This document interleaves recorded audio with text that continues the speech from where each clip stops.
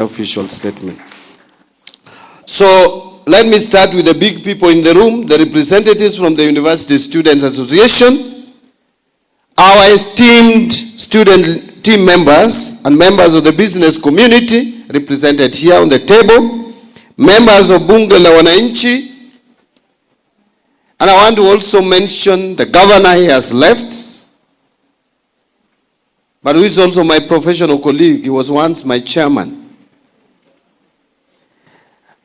Principal secretaries, my principal secretaries, the two of them who are in the room. The national government, the Ngao, let me put it in short, Ngao, as represented by the county commissioner, thank you my brother, and your entire team. I will not forget the grassroots leadership, the members of county assembly, the people who engage with the Wananchi on day-to-day basis, as opposed to some of us who sit in Nairobi throughout the week. These ladies and gentlemen are always with you, and they know the problems that people face much more than Mbadi would do.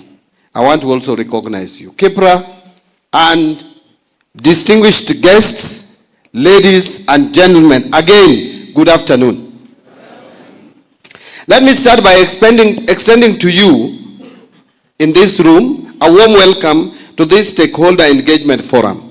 I wish to thank all of you for finding time to attend this very critical event that provides us with an opportunity to share our views on the management of public resources in the country, and particularly in the budget process, more so as it relates to our development agenda. This process builds up not only from the meeting that was held on 10th of December 2025 in Nairobi, where I launched the National Budget Students Forum with the sole purpose of embedding a youth-centric perspective into our national economic decision-making process, but also from my previous engagements with Bunge la Wananchi on budget process. I hope you still remember that last year I did a historical engagement at Jivanji Garden. I think I was the first public officer or cabinet minister or even cabinet secretary or minister for that matter to go public and engage in Jivanji Garden with the people of Kenya. During the students' launch, it was agreed on the need for a wider engagement with the youth of this country in their respective regions on matters pertaining to public finance management. Further, in view of the recent government efforts on privatization, it has been deemed fit to broaden this engagement to include also the business community, because they understand more issues of privatization or doing business, and the Bunge la Wananchi for a more comprehensive stakeholder information and participation. The successful engagement with the Bunge la Wananchi in the last financial year could only be built upon. Feedback from this engagement has been that this must continue, that we should continue with the engagement. So the National Treasury's engagement with members of the business community is also not new. Under my watch, it has definitely been enriching in shaping our resolve, or my resolve, to have in place more inclusive policies that allow more Kenyans to participate in public resource management. Ladies and gentlemen, I wish to emphasize that this is not just a policy initiative, but rather it is a legal obligation rooted in our Constitution, Article 201A, which mandates for public participation in all financial matters so as to enhance transparency, accountability, efficient utilization of resources, and value for money in the management of our public resources. At the National Treasury, we have come to the realization that the government alone cannot effectively respond to the multifaceted challenges facing our country, particularly on unemployment, gaps in skills development, digital literacy, entrepreneurship, and inclusive governance for a more democratic dividend. In this regard, I have prioritized stakeholder participation as a key dimension of governance and one of the pillars for a sustainable development. We shall enhance collaboration with our stakeholders, including the youth, the private sector, experts, civil society organizations, volunteers, and local communities, which is more critical. So by forging partnership and collaboration, The government will harness the ideas, skills, and resources of diverse stakeholders to better delivery policies in transformative ways and address the existing gaps in financial, human, and technical resources. So I wish to reiterate that the youth are a significant demographic of our country, making up 75% of the population, with a potential for contributing towards economic development of the country in this regard. Their voices must be central to how we plan, allocate, and utilize our resources.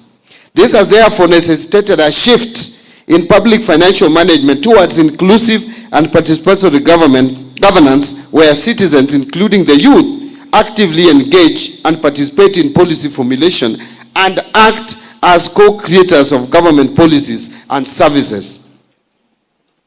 Ladies and gentlemen, Kenya has also adopted privatization as a strategic economic policy shift to promote efficiency in the economy by subjecting more services to market forces, to improving competitiveness, revenue generation, aid in fiscal consolidation pathway by reducing government spending on efficient state corporations and market development by deepening Kenya's capital market. I think on that, I will come back to it to explain a few things, because the member of County Assembly who spoke here had challenged me or asked me on certain questions or concerns to address. And I think also the same concern was addressed from the panel right in front of you. So the objective of our privatization agenda is to do the following, is to ease the burden of governance of these institutions from the government to the private sector, who are better equipped for the market economy. The National Treasury will in this regard continue with sound macroeconomic policies to enhance resilience and create a conducive environment for the private sector, including the local business communities, to thrive.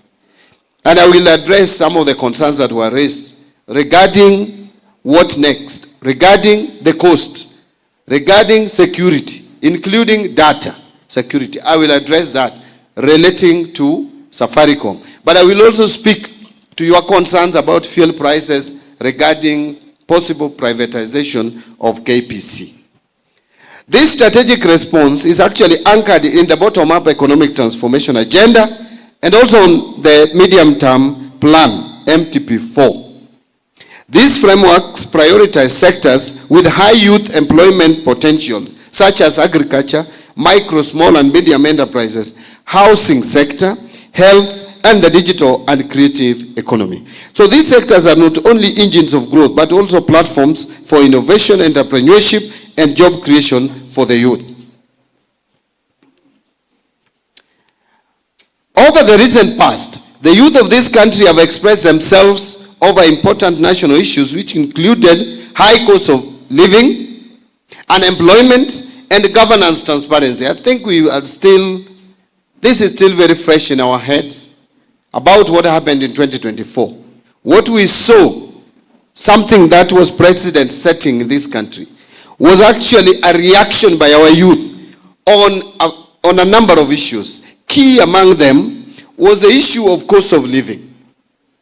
Second was unemployment. Our youth is protesting unemployment. They come out of colleges well-trained, armed with expertise, but there are no jobs. So they are protesting loudly, sometimes violently. We must listen to them. The last one is on issues of governance. The youth are simply reacting to opulence that they see being exhibited by public officers, yet at the same time, they feel they are not getting the services that they should get from their government. And so that is the cause for the reaction of the students. And these concerns are valid and demand our immediate attention. Otherwise, we will lose our country. We must respond, we must react, we must act on these concerns.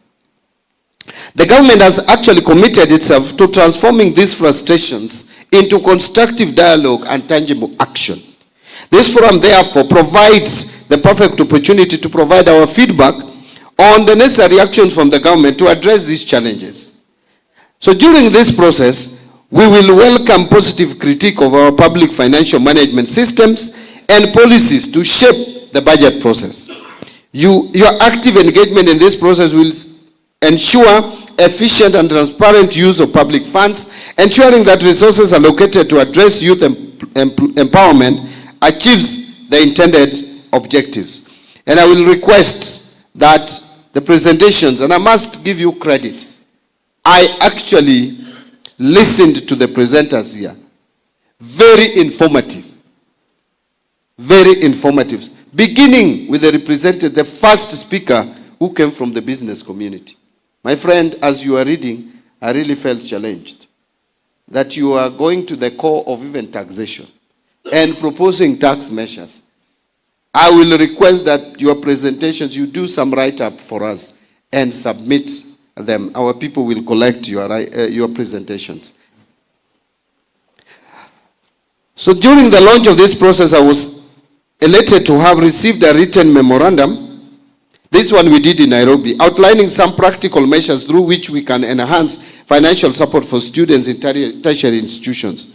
We have noted a valuable feedback, which includes strengthening financial support for student financing, reforming students' loan financing through fiscal policy, targeted student grant funding for vulnerable students, facilitate provision of affordable student accommodation, and establishing an emergency student support fund.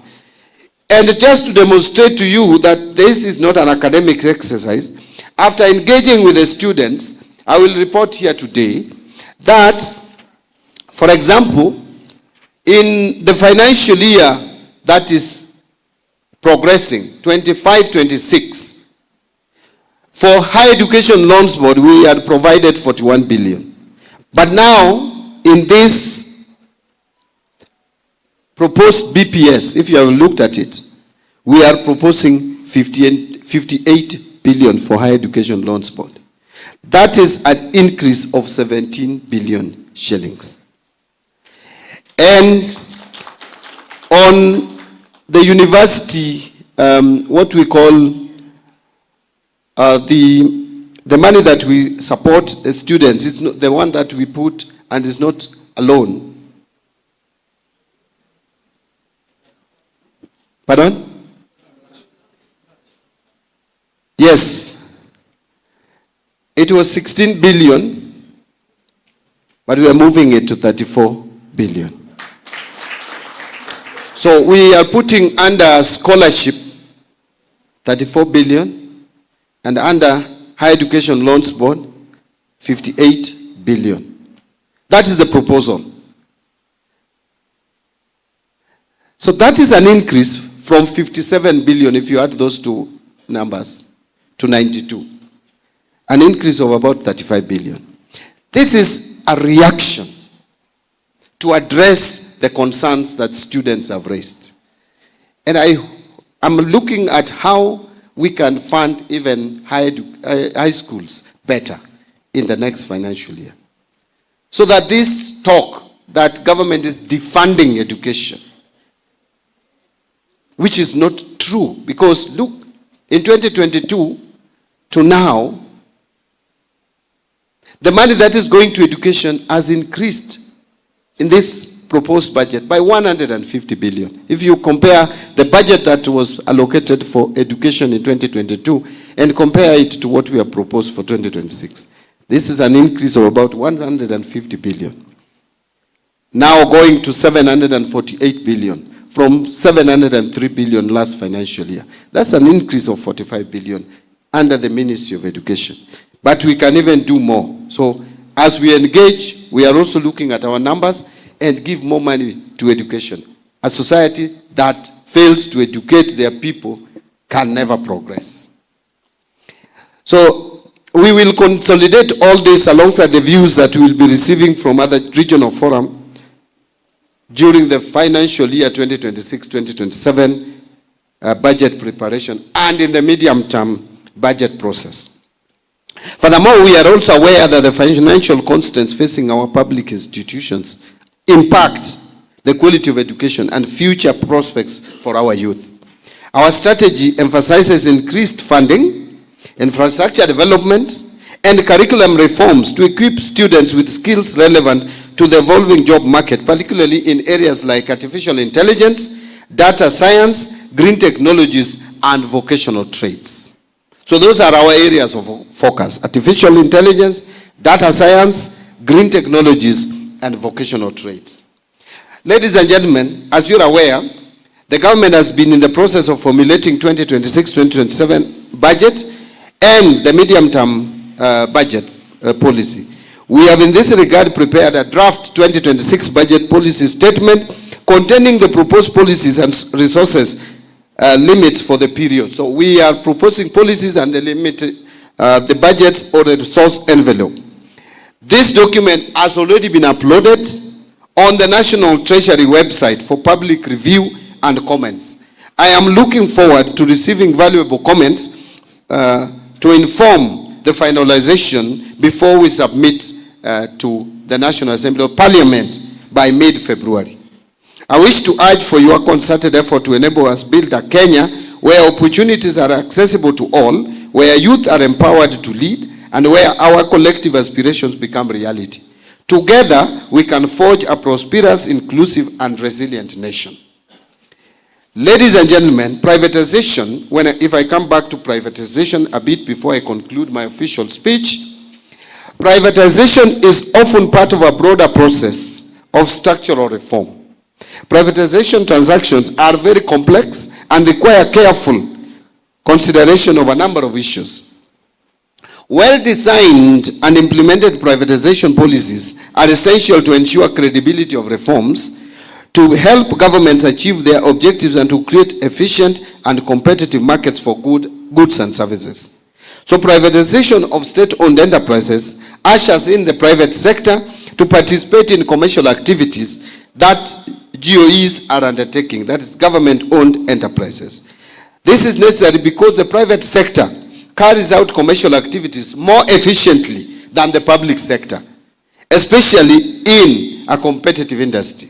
So by the way, I hope you are aware that you as an individual and your private businesses are included when I make reference to the private sector. Private sector is known to be efficient in running business. Actually, all governments are bureaucratic. There is no government that is not bureaucratic. Governments world over are bureaucratic. So if you want to enhance efficiency, you reduce government involvement in business activities, especially where there is competition. So the benefits of privatization include, as opposed to your fears, the benefits of privatization should include lower prices, better quality of goods and services produced, wider choices for consumers, more innovation, minimal red tape in decision making, and less corruption. That is the elephant in the room, corruption. To safeguard these benefits of privatization, the government has a social obligation to maintain a fair business environment through appropriate regulations and policies. So even as we privatize, the government will still retain the responsibility of ensuring that we regulate the environment or the business environment through regulations and policies. Already, Kenya has really matured. Kenya has developed a fairly robust regulatory environment with the Competition Authority of Kenya overseeing all sectors of the economy, supported by sector-specific regulators such as Communication Authority of Kenya, among others. Privatization has a key tool to address the following three major economic balances. That is government debt, public expenditure, and revenue raising. In this regard, a robust program must be designed to address fiscal sustainability challenges by limiting government debt, constraining budget deficits, and promoting counter-cyclical fiscal policy. Having pursued fiscal consolidation, ladies and gentlemen, in the past, let me say 3 years, the policy has now reached optimal levels and hence cannot be pushed further. The government tried to push further more taxes in 2024, and we know the outcome. That is not an option. No more increased taxation for Kenyans. The best we can do is only to reduce them. Because Kenyans have said no. You can't force them. And by the way, you will be unfair. If you push more taxes on Kenyans, you are unfair. Because taxes reduce private wealth. Taxes will reduce your wealth whether you like it or not. Although we have to pay it. Isn't it? But it reduces your wealth. If your salary is $1 million and 300 million goes to 300,000 goes to government.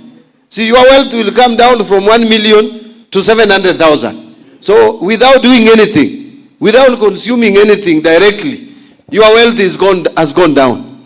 In anticipation of collective services that you get from the government. So taxes is not the best thing. In fact, we always tell people, those of us with a background in finance, that when you are taxing, you must be very careful. First, tax wealth, tax the rich. Don't go for business, tax the rich. Then you come to income. If the money you are getting from the rich is not enough, you come to income. At the very least, then you go to business. But we are only going to business, to tax business, because we don't have enough money coming from the rich.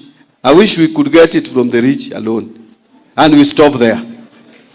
But taxing businesses affect creation of employment. Because if I make 1 million from business, and you're taking 300,000. If you leave me with that 300,000, I can expand my business. By expanding business, I will employ more people.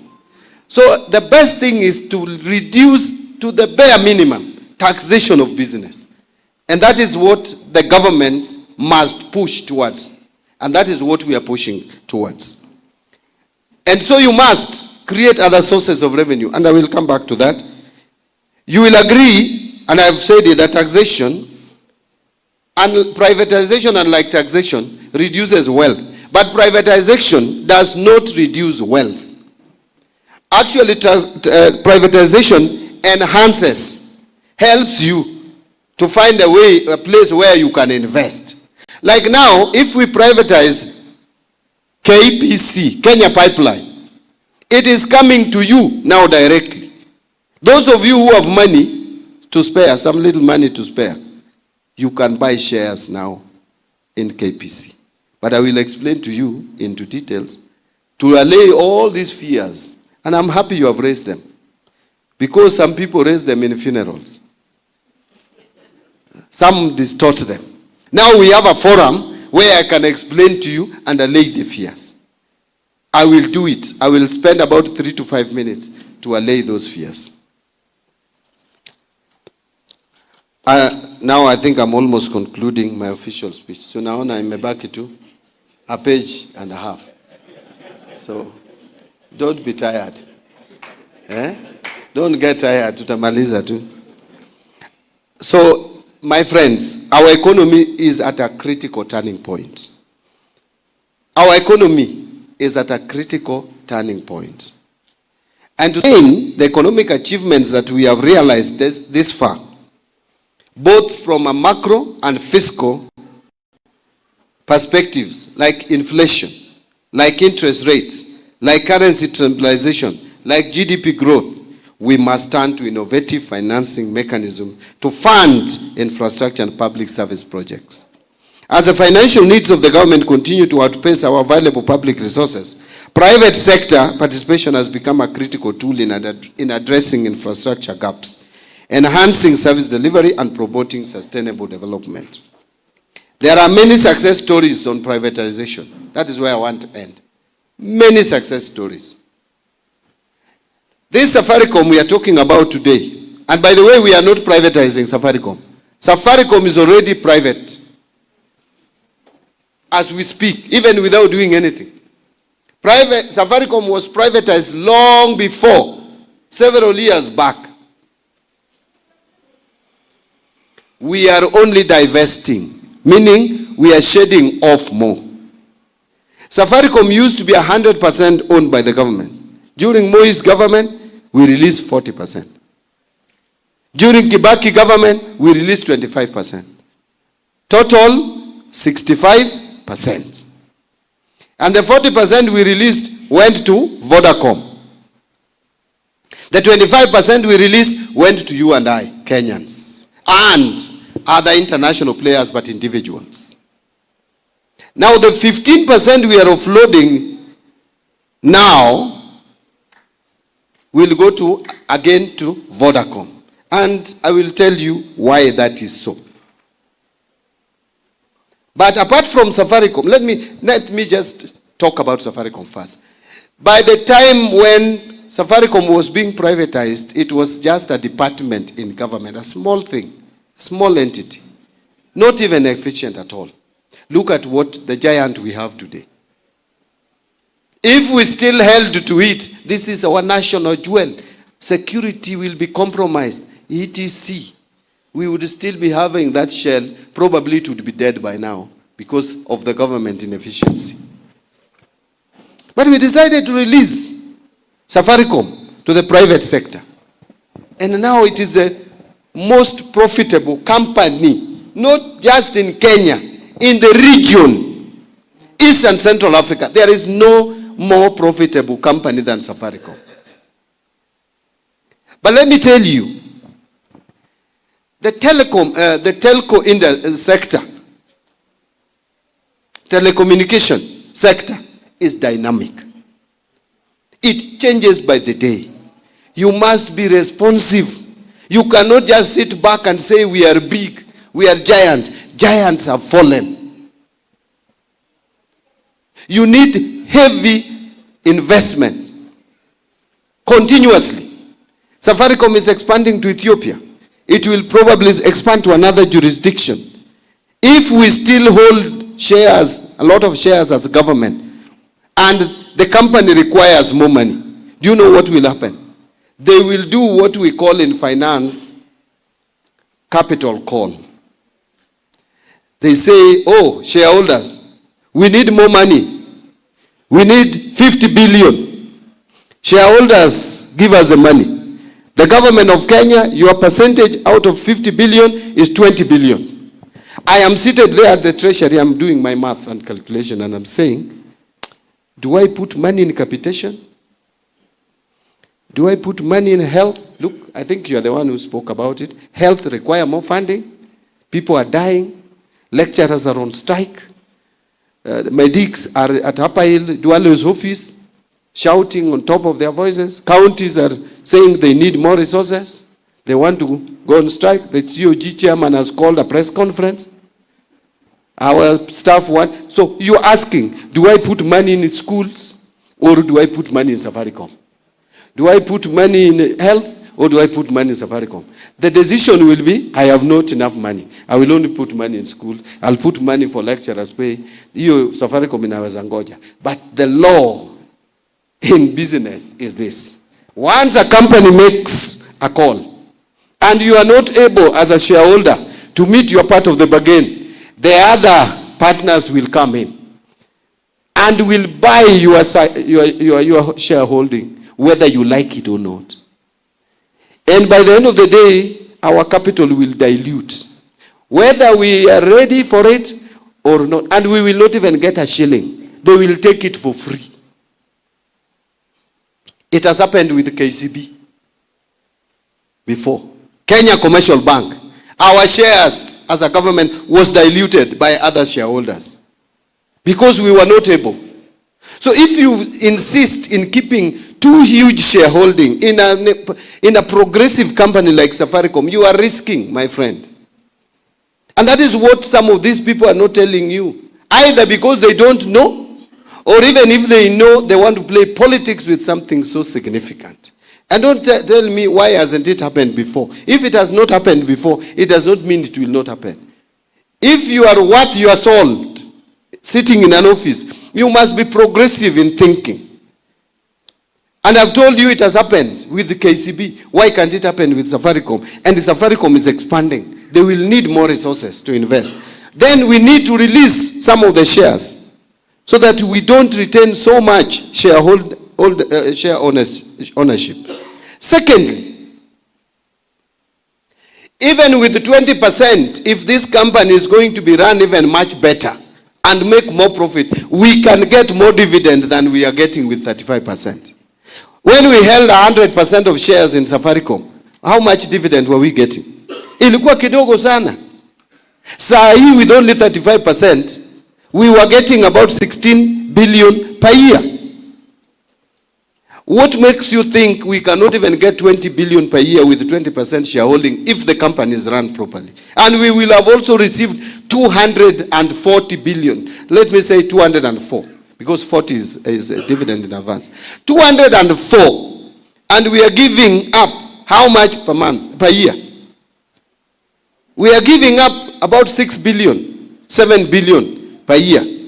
How many years will it take you to recoup your 204? 30. That you have not even factored the time value of money, because 200 billion received today is not the same 200 billion we will be receiving in tranches kidogo kidogo as we go forward.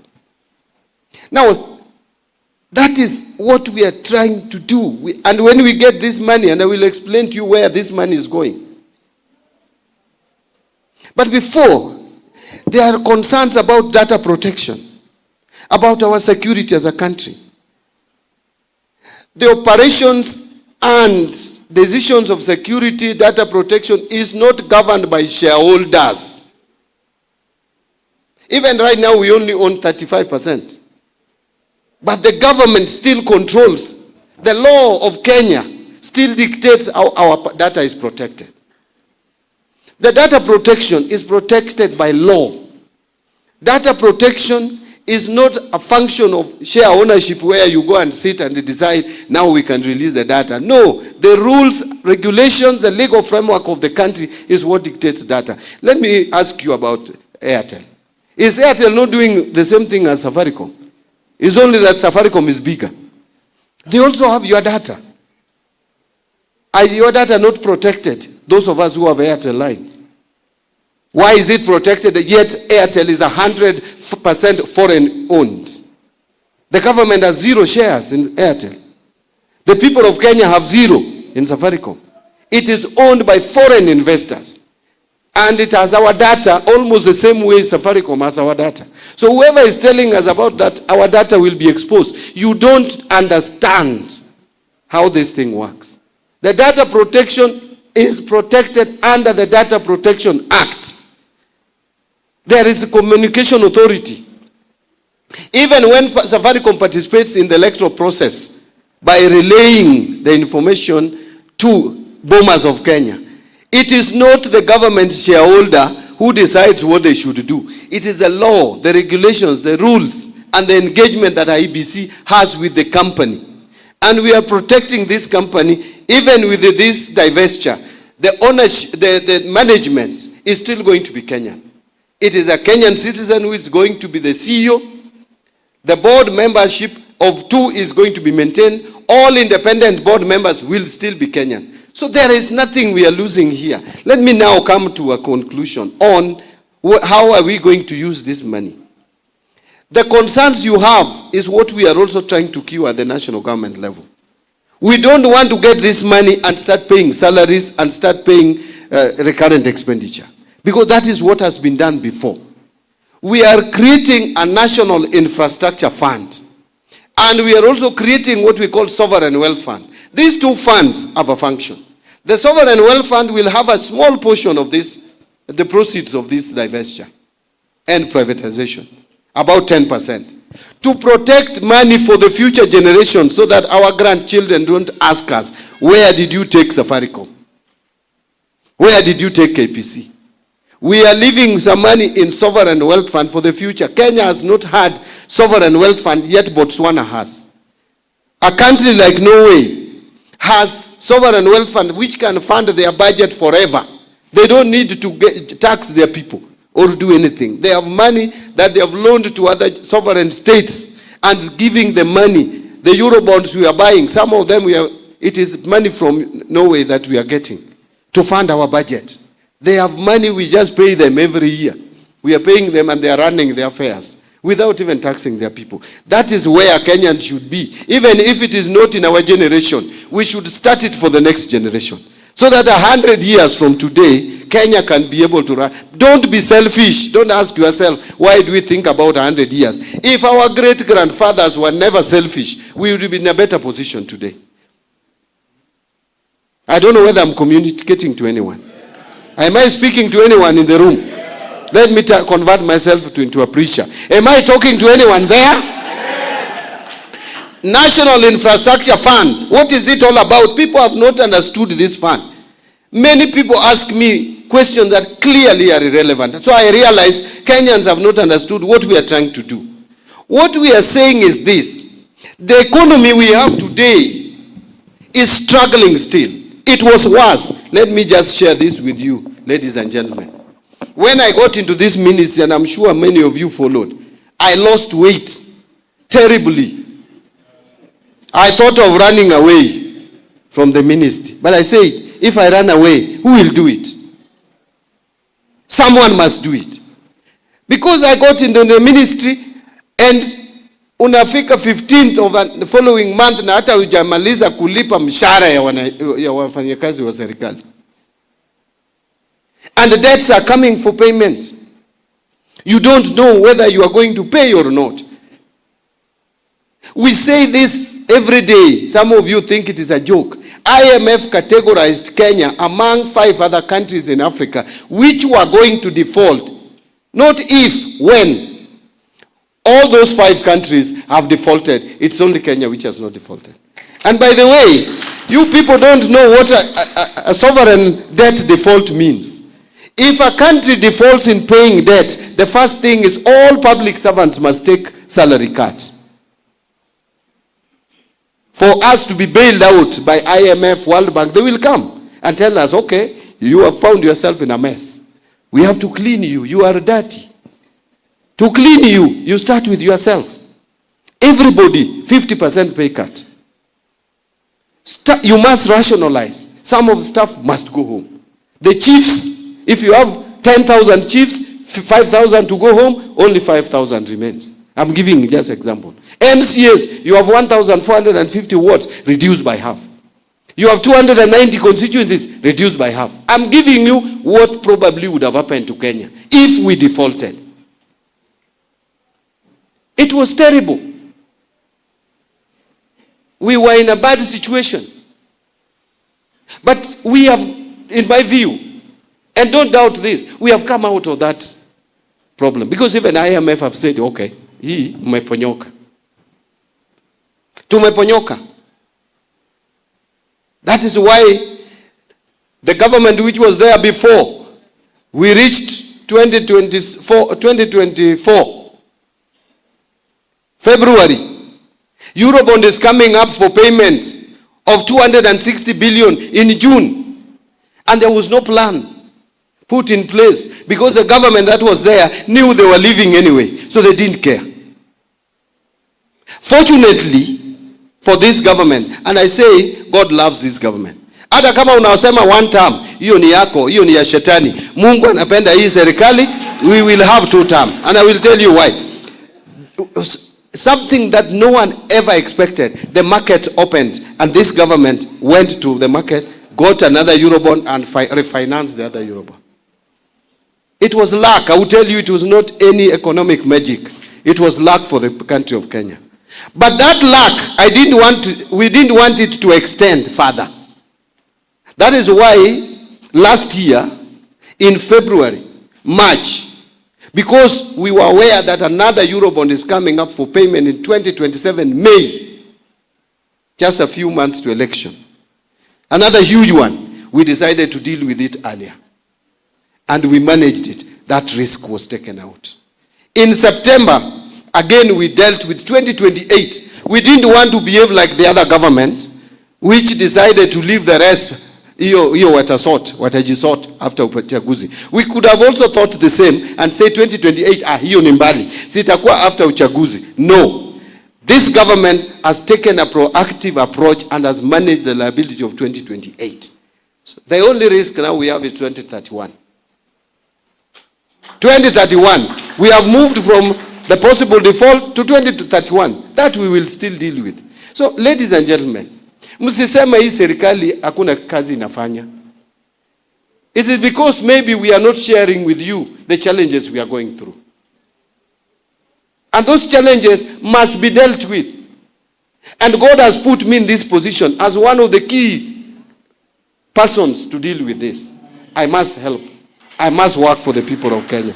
So I was explaining that now we have an economy that is growing at 5%.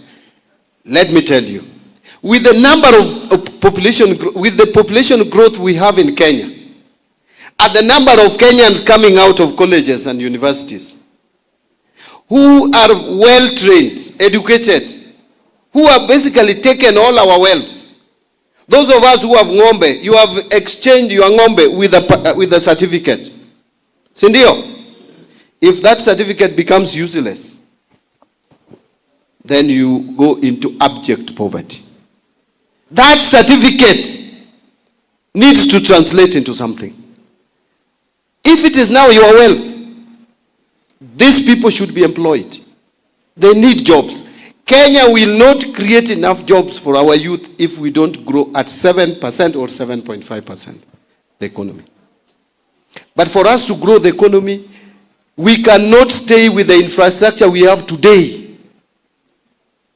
We cannot be complacent with the infrastructure we have today. You are all complaining about roads. We must access the markets. If you have a motorbike, you want to get your wares or whatever it is, mboga, you rush to the market and in the next 30 minutes you are there. You don't want to take 6 hours where you should take 5 minutes, 30 minutes. So roads. Irrigation. This country cannot feed itself by relying on the generosity of God all the time. Rain. We must irrigate.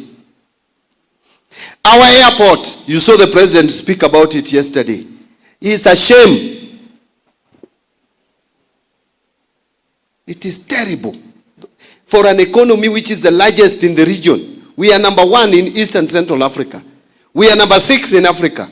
Only defeated by South Africa in the south, Nigeria in the west, and Egypt, Algeria, and Morocco in the north. Then you have such an airport. And yet Ethiopia has better airports. And that now Rwanda, a tiny country like this, has a better airport.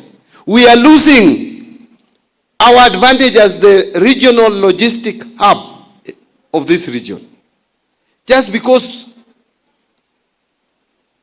of some politics. I'm trying to be very polite, you know. Sometimes I don't want to call it idiocy. But again, that is what it is. So, how do we do these things? I know, can we tax you to do airport? Do you want to pay more taxes? If you want to pay more taxes, put up your hand. So if you don't want to pay more taxes, and I also agree with you, I don't want to pay more taxes. And imagine, I don't want to pay more taxes. What about you? Number 2, do you want us to continue borrowing more and more to do these things? So if those two, if you have closed those two, where do we get money to do the airports? We can go PPP, but PPP has risks. You know, every public infrastructure has risk. If we have to do roads and toll them, there is risk. If we have to do airport, there is risk. If we have to do water and irrigate, there is risk. So to reduce that risk, government should put in some money, and then we invite the private sector. If the cost of doing airport is 200 billion, and the government puts 50 billion, we can now reach out to institutional investors and tell them we have already put our 50 billion, and this project is profitable, we do the design and we convince them. Then now they bring in 150 billion and we do the airport. And by the way, the airport will pay for itself. That is what we need to do. And that is why we are creating this fund, the National Infrastructure Fund, so that we have a seed capital. This seed money we will only put it in commercially viable projects. Partner with you, then we free the budget where we were putting all the roads, all the irrigation, all energy. We free the budget. And the money that we free will now go to education, will go to health, will go to social interventions. That is how to work or grow the economy. I know I have a lot to say, but let me now progress to conclude. Irrigation, again, I want to give you one example of irrigation and energy, then I end. Irrigation, this country is food deficient, especially maize production, by about, and I'm happy I'm in Western and Nyanza, without ugali, no food. Ama namna gani, mume change. So, the maize that we consume, we need between 10 million bags and 15 million bags to be food sufficient. Galana Kulalu, we have done an experiment. We have just harvested on 1,500 acres. What we need in Galana Kulalu is a dam of 40 billion maximum. It's between 30, 40 billion. If we do that dam, we are going to irrigate 200,000 acres. And this is what 1 acre has produced in Galana Kulalu. 30 to 35 bags. Take the lowest, 30 bags. And you can now plant twice because you are irrigating.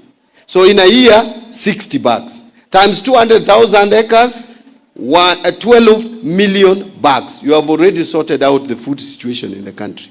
And this is achievable. Why don't we do it? Lastly,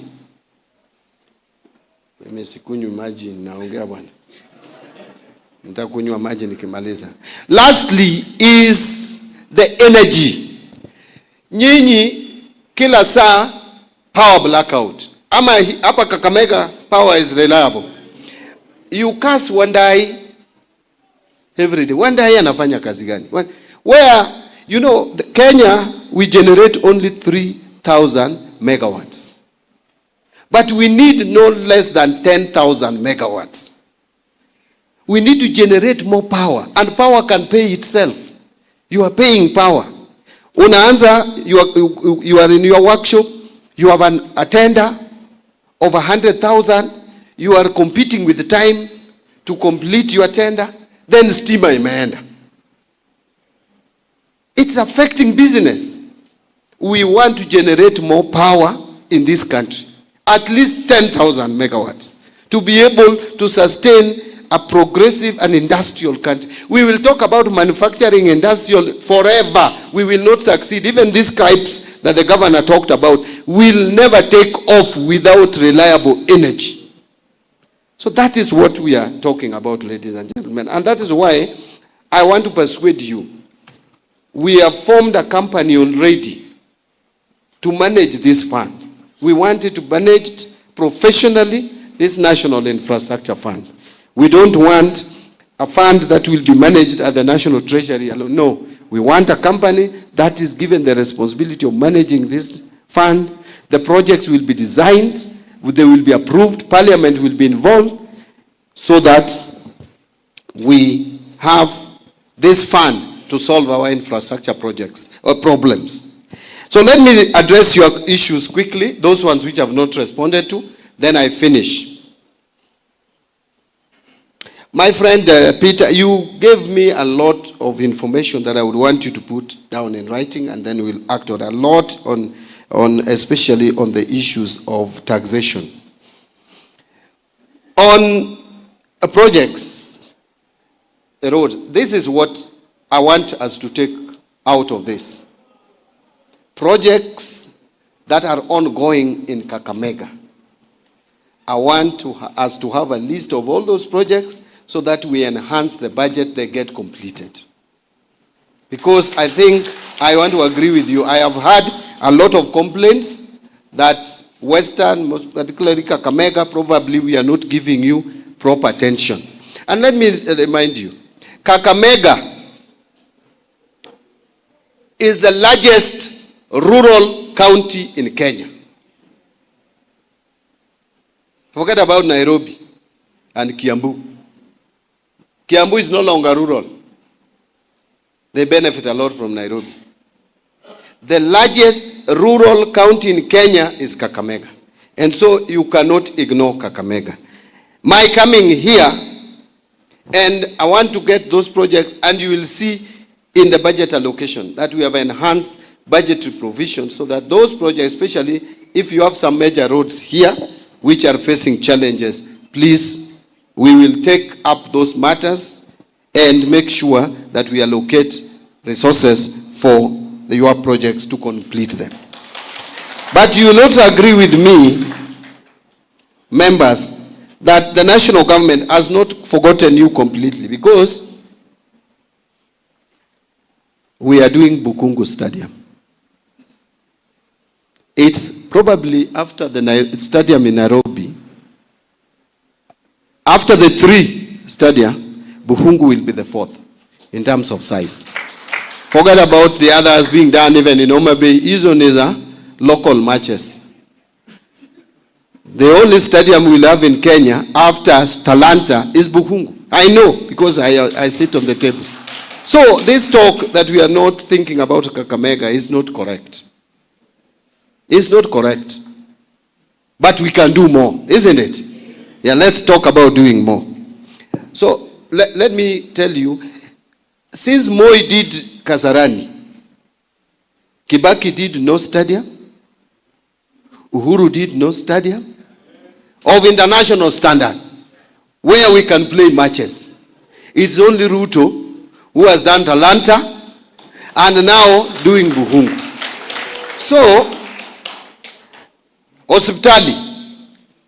Hiyo hospitali ilianzishwa na county government. Si ndio? Na Oparanya. Tumeweka pesa hapo, and the KDF is going to complete it this year. Ndiye ikuwe another level 6. Imagine the whole of this region from Migori covering Kisii, Nyamira, paka, I don't know, is it Bungoma mwisho huku ama ni Kakamega? Ni Bungoma. We have not had any level 6 since Kenya got independent. Right now we are going to have 3.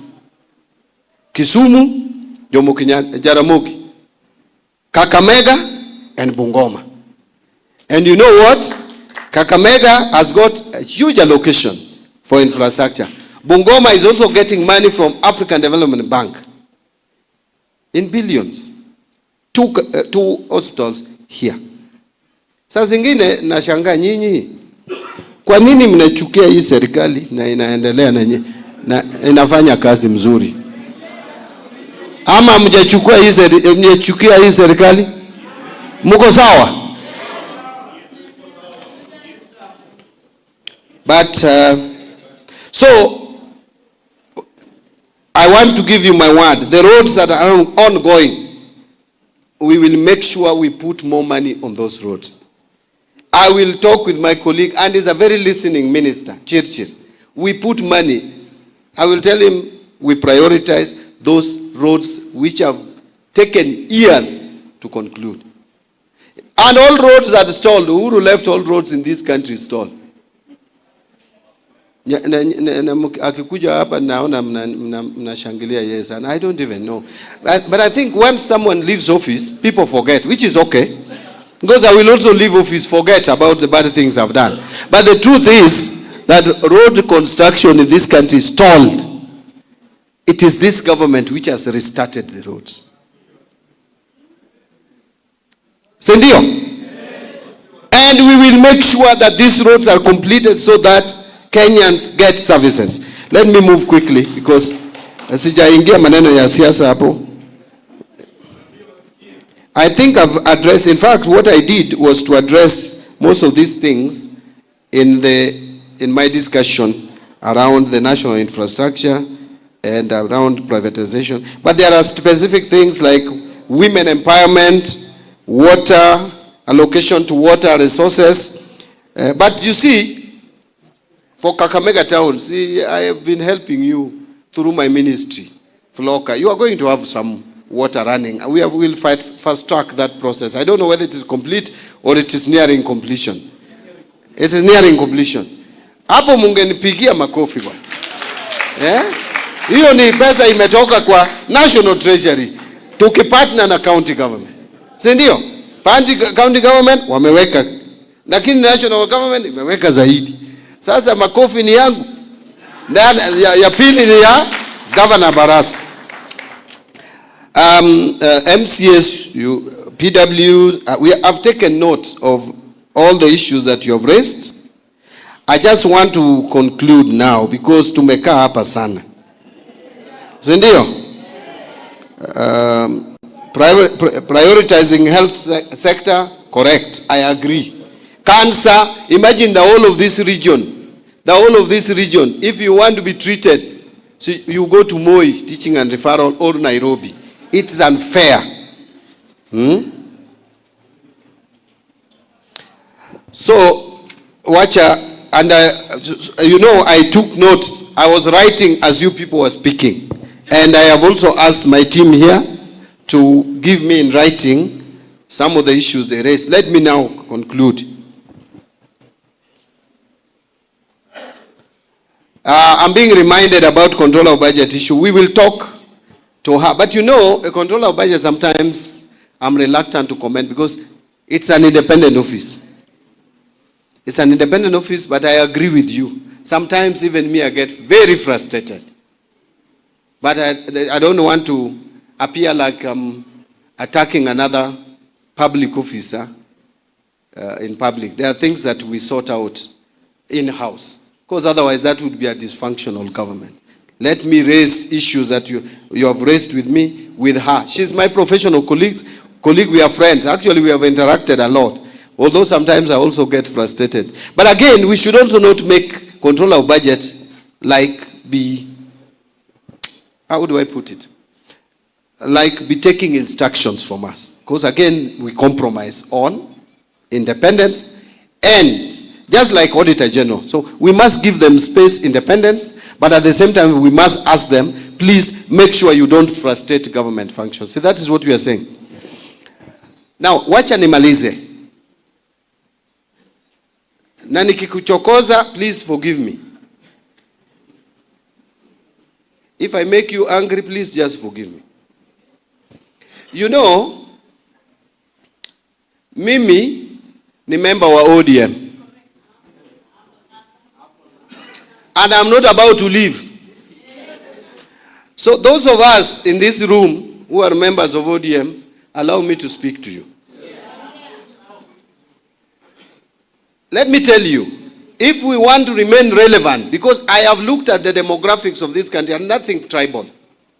That is the reality. We are still wired on those ethnic lines. There are people who have bigger population than us. Our unity is what makes us relevant. If we start creating small village parties, we are heading nowhere. We are heading nowhere. I would tell you without blinking an eye. If you want to manage people, divide them.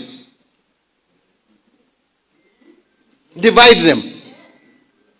Hii chama cha ODM, if I were you, people from Nyanza, Western, tungeshikilia. It doesn't matter who is at the top. It can be a Luhya today, a Luhya tomorrow, a Luhya today, a Luhya tomorrow, or even someone from the coast. Because these are the regions which support the party, largely.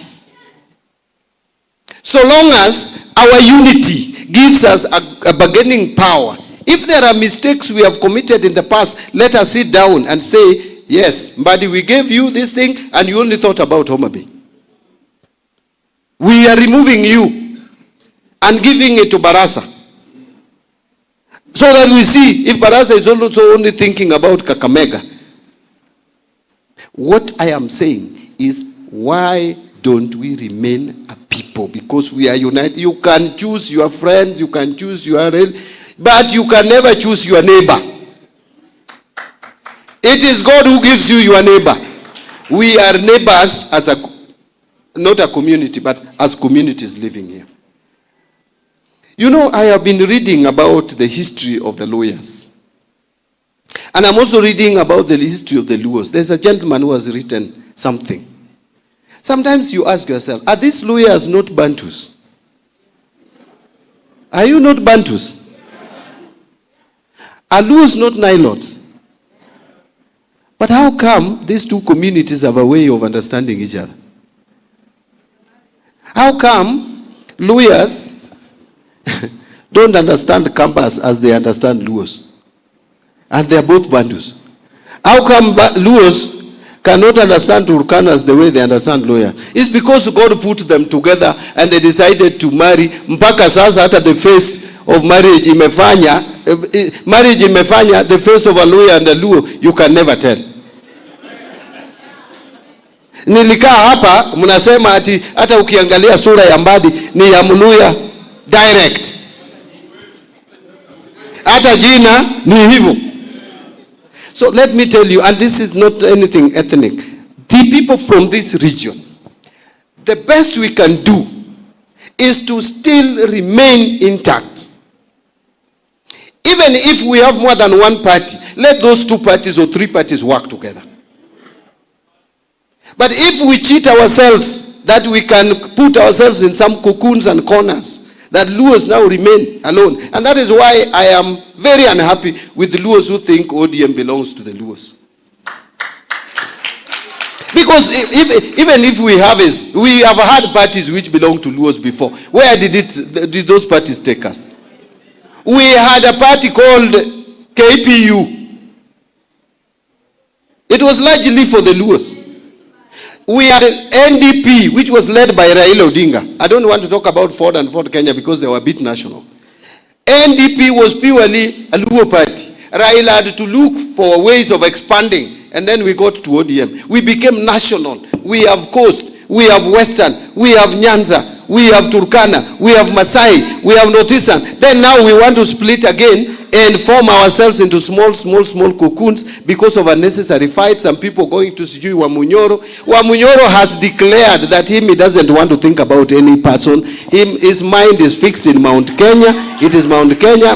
Even schools, he's saying national schools which are in Mount Kenya, Luhya should not go there. That is what he's saying. Why do you want to work with such a person?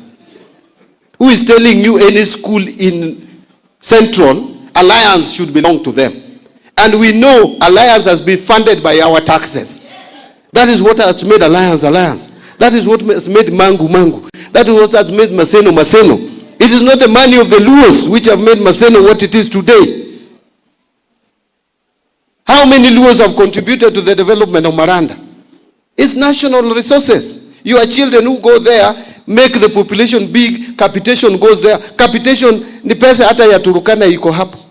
Then you wake up and a person who should be intelligent enough, who calls himself a national leader, and then you are telling Kenyans the schools in this region should only belong to people in that region. Shame on him. And then you find some people coming from this region also want to form an alliance with such a person. Even if you hate Ruto, you better stay on your own. Even if you hate Ruto, please stay on your own. When they ushindwe hapo peke yako, you win your seat at independent, unakasi kuna independent MPs in parliament. But it is a shame to think of working together with people with such a mindset. I don't know kama nimekosea mtu, lakini that is what is in my mind and I have spoken it. So let me wind up by saying, let us work together. Raila left us. He's gone. We will not bring Raila back. Whether we like it or not. We must look for replacement of Raila. And that replacement of Raila will not be a Raila. Will be another person. And there is no leader who has no weaknesses. All of us have weaknesses, including Raila himself. We must get a person, and that person should not announce himself. There is no time Raila announced himself that I'm now the leader. We made him the leader. He became our leader. We followed him religiously. Whatever he told us to do, we did. Jump, we jumped. Go left, we went. Go right, we went. So it is you to look for a leader amongst us, and we are many. Just identify, get that leader in front. It doesn't have to take a day. It will take months, it will take years, but we'll get a leader. Raila did not become the leader just immediately. In fact, there were people who Kenyans thought would take over Ford Kenya and lead. We had Kijana Wamalwa, he led for a period. We had Orengo, we thought he would lead. Orengo didn't lead. Raila led because God chose him and people saw him and people followed him. A leader is going to emerge among us. We will see him, we'll identify him, and he will lead the people. In the meantime, what we need, unity. What we need is what? Unity. Sawa sawa. Kama nimekosea mtu, tafadhali mnisamehe. 2027, we are going into election. If you look at this election of 2027, the battle line is already drawn. There is a team here with Ruto and another team with this other opposition. We have to choose where to strategically position ourselves. And as we go there, we must also tell whoever we are going to, and I think it is Ruto. We must tell him, as you leave, a person from this region must succeed you in 2032. We will give you that person when the time comes, but you must make sure that you help that person ascend to power. That is what we need to do. Otherwise, asanteni sana, nimeongea mengi sana, mtanisamehe, but it is because I never come to Kakamega, bunge la wananchi. Don't just ask me if you want. No, tell me we are going to invite you to come.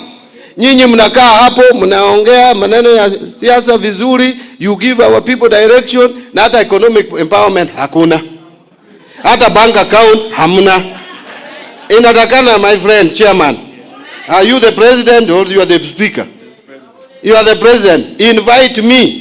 Pesa kidogo niko naye, nilete, I give you empowerment, you run an outfit that makes sense. Ama namna gani? So utani invite Kakamega, nimechukua namba ya huyu, I'm going to talk to you, I come. Na wamama pia. Sawa sawa. Otherwise, asanteni sana, Mungu awabariki.